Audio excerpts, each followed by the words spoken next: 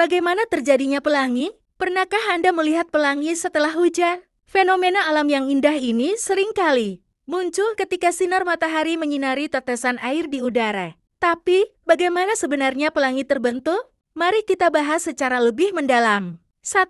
Apa itu pelangi? Pelangi adalah fenomena optik yang terjadi ketika cahaya matahari dibiaskan, dipantulkan, dan diuraikan oleh tetesan air di atmosfer. Proses ini menghasilkan spektrum warna yang tampak di langit dalam bentuk setengah lingkaran. 2.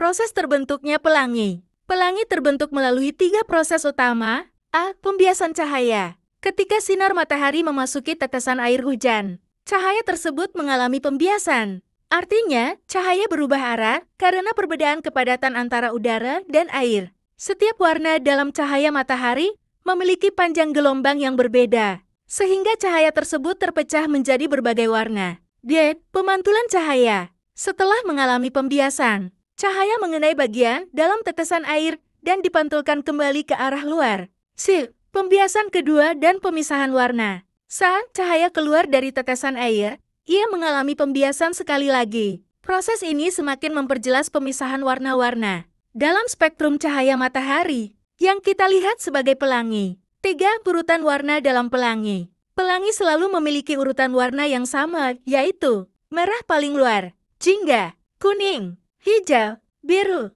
nila, ungu paling dalam. Urutan ini mengikuti spektrum cahaya tampak yang sering dihafalkan dengan singkatan Majiko Hibimil. 4. Mengapa pelangi berbentuk setengah lingkaran? Pelangi biasanya tampak seperti busur setengah lingkaran karena kita hanya bisa melihat bagian cahaya yang dipantulkan di atas tanah. Jika Anda berada di tempat yang sangat tinggi seperti dari pesawat, pelangi bisa terlihat sebagai lingkaran penuh. 5. Jenis-jenis pelangi. Selain pelangi utama yang sering kita lihat, ada beberapa jenis pelangi lain yang jarang terjadi seperti pelangi ganda terjadi ketika cahaya dipantulkan lebih dari sekali di dalam tetesan air, menghasilkan 2 pelangi. Pelangi supernumerari pelangi, dengan warna tambahan yang lebih samar di bagian dalam. Pelangi monokromatik pelangi yang hanya terdiri dari 1 warna. Biasanya terjadi saat matahari berada rendah di horizon.